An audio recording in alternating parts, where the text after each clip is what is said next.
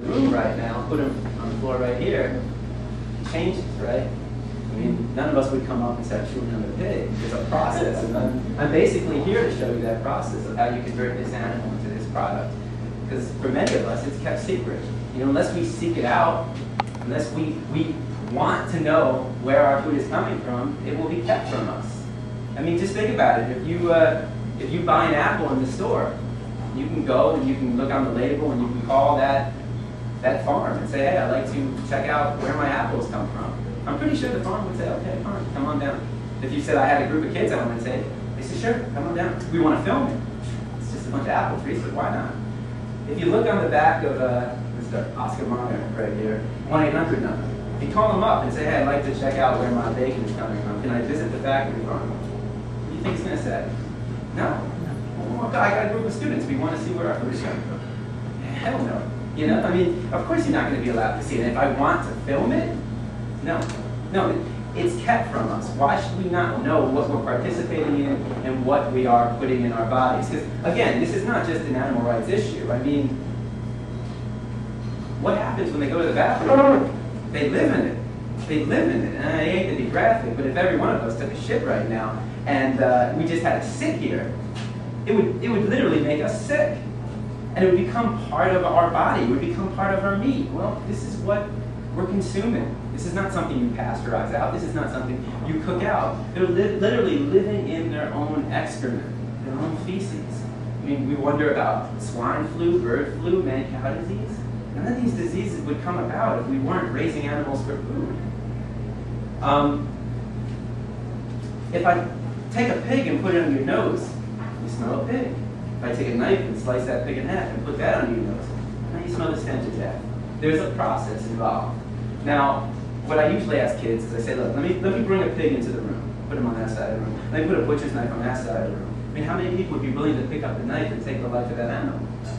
You get 1 or 2 kids who would raise that animal. That's fine. But how many people in this room would try to stop that person? Every hand goes up. Which is good. That's compassion. That is the greatest quality in the human race. There's a great quote, maybe you can tell me the movie, is that with great power comes great responsibility. Right. Great quote. Because we are the most powerful species on this planet. I mean, nobody could do so much good. I mean, nobody can extend their compassion to all living beings. I mean, I love my dog, and I think he's the sweetest dog in the world, but he can't extend his compassion to all other creatures. And not just animals, not just our own species, but plants as well, to the environment, to the air, to the trees, to the ocean. But we are also the most destructive species on this planet. I mean, just look at the oil spill. I don't think any other animal could create such a disaster as ourselves and not be able to fix it. So we do have this great power, and we need to use that power responsibly. And I think anybody who would stop somebody from killing an animal in front of them, a defenseless animal, is using that power responsibly. But if you would stop a pig, if you'd stop somebody from killing a pig in front of you and they go home and have this for breakfast, well, that's called hypocrisy. You know, just because it comes in a nice, neat package all dressed up in your supermarket, just because you didn't take the knife and shove it through their jugular, just because you didn't get blood on your clothes, and just because you didn't hear the screams doesn't mean you didn't participate in the killing. Every time you buy this product, you support somebody else doing what you yourself wouldn't want to do, what you yourself wouldn't want to see, what you yourself wouldn't want to hear. You support somebody else doing the dirty work for you. And the question is, who wants to do the dirty work? You know, go back to kindergarten, first grade, second grade. I guarantee one of those 3 years, your teacher came up to you and said, what do you want to be when you grow up? And I guarantee you gave one of these responses. Doctor, veterinarian, lawyer, a teacher, police officer, firefighter, astronaut, singer, songwriter, actor, actress, athlete. And that's pretty much what we said. How many kids say to their first grade teacher, I want to kill pigs for a living. I want to be a slaughterer. You know, I want to be a butcher and kill lots of pigs, 9 to 5. If a first grade student said it to the teacher would seek help. No child aspires to kill animals. No child wants to kill animals. So no person should have to kill animals for a living. You just imagine what that must do for their psyche. But if you still see bacon, sauce, and ham when I bring a pig into the room, what happens when I change it to 2 puppies? A lot of kids go, oh, that's sweet, that's cute. You know, we won't eat cute animals. We don't eat ugly animals. You know, I mean, what kind of argument is that? If I brought the ugliest dog in the world and we get hungry? Of course not.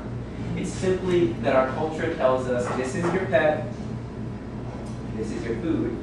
Now, think about it this way. If you were to walk down the street, right, and you came, actually the building right next door to us, it's an empty building. And I'm I'm pretty sure eventually a restaurant will move in there. Hopefully not, just because that place is doomed for failure. Let's say somebody moved in there and was serving cats and dogs. I guarantee that just about every one of you would be outside right now protesting. I mean, you literally would have that place shut down within the day. You'd have that place shut down. News, media, everything.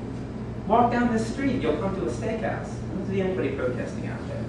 So really, the question is, what's the difference? What's the difference between these two animals? Can you give me a difference? I can give you a bunch of similarities. They both got 2 eyes to see. They both got a nose to smell. They both got a mouth to communicate, to taste. They both got feet to walk and run. They both got ears to hear, a heart to beat, and a mind to think. Any difference is insignificant, and any difference you see says more about yourself than anything about these two animals. And you might think one is cuter than the other, but again, that says more about you than anything about these two animals. In another culture, they might view this animal as food and this animal as a pet. Another culture might view them both as food. And when I tell kids this, and I say certain parts of the world, certain cultures, they eat cats and dogs, it's a small minority of people, but it has happened before. In 1930, this was a story told to me by a bunch of teachers who were not vegan, who would never become vegan, but they thought it was an interesting story to tell their class, and they told me as well. In 1930, in Pompano Beach, there was a barbecue restaurant, and business was booming. I mean, line outside the door. And one day they found out that the owner was collecting all the stray dogs in Pompano Beach and cooking them and serving them to his customers. Nobody had a clue. I mean, if you ask anybody who's alive today who ate there, they'll tell you. That's rich in town. I'm not telling you to go home and cook your dog, but if you did, you put A1 sauce, it's probably going to taste like a steak. So it's really the condiment, spice, and herbs that make the meat give it the flavor. The only difference is between these two animals that we feel differently about these two animals. They feel the same things. It's just that we feel differently about them. So a lot of people think it's disgusting to eat a dog. Why would it be disgusting to eat this animal, but healthy to eat this animal? Why would it be wrong to eat this animal and right to be eating this animal? And most importantly, why would it be wrong to kill this animal and right to kill this animal? Well, our culture. In certain parts of India, a cow is sacred. They would never think about eating a cow. Is that wrong? Is that disgusting? No, that's their culture. That's the story that they've been told. But I'm not concerned about a culture, because culture is just make-believe. It's just some person giving a story, repeating it enough times. What I'm concerned about is the human species. I mean, you take somebody from India, Asia, well, Asia and India, same. But if you take, China, India, Philippines, Korea, South America, North America, anybody from any continent, we're all the same, and we're all human beings, we're all the same species. So let's find out what is natural to the human species. If you take a 3-year-old from any country in the world, you put a 3-year-old in a room and you line up 5 animals in front of that 3-year-old.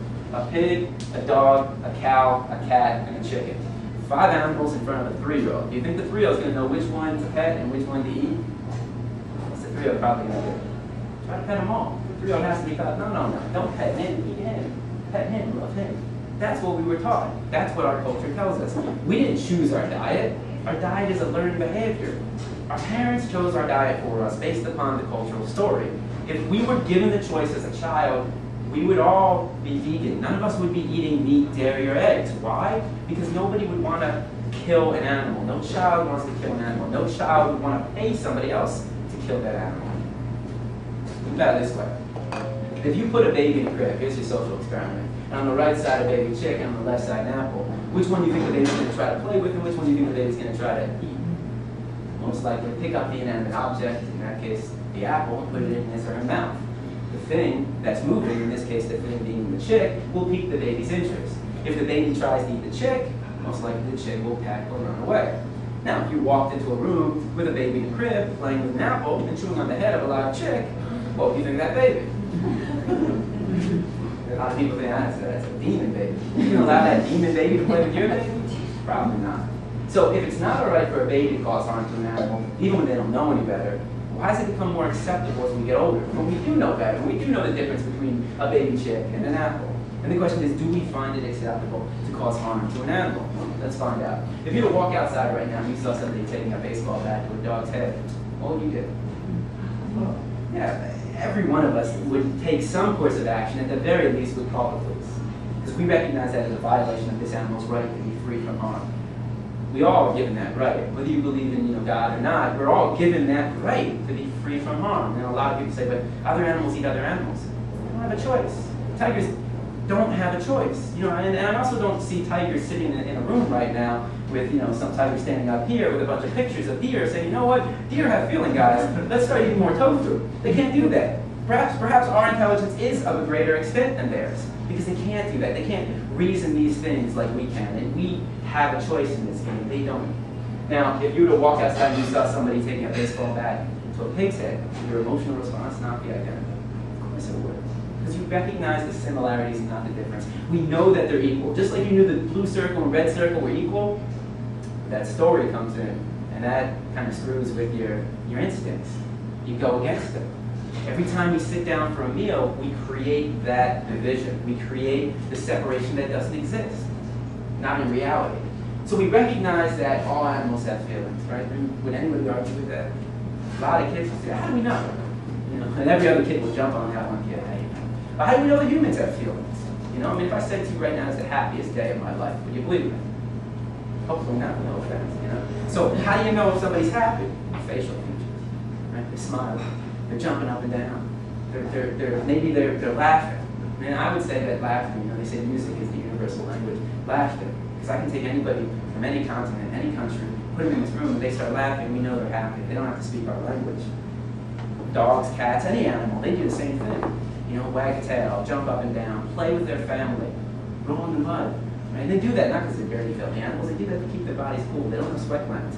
We literally use labels that are untrue. You're as filthy as a pig. You're as dumb as a chicken. You're as lazy as a cow. These are just not true. It's just we don't care to know their personalities. Some of you got to see the Billy Saving Billy video. And it's amazing. That cow is bucking just like a dog. I look at that and I'm like, I didn't even realize that. I didn't even realize that these animals, do so many similar things to the animals that we call pets. But again, this is not about love. I'm not asking you to, take in a pet cow. You couldn't do that anyway. You need certain acreage and stuff. I'm just asking for respect. Respect for them as well as respect for your own body. What about pain? If I said to you, my right hand's killing me, would you believe me? Probably not. I haven't shown you any signs. And besides, I've already lied to you once today, so I'm probably lying again.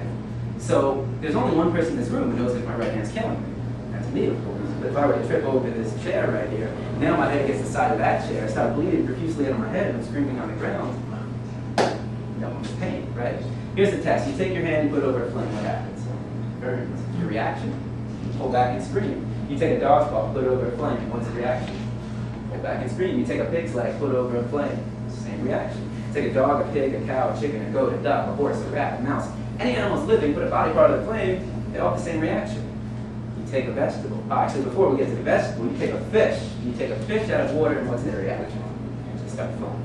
Why? They can't breathe. You want to know what it feels like to be a fish out of water? Have your friend hold your head underwater and not let go. Of course fish have feelings. They're not vegetables.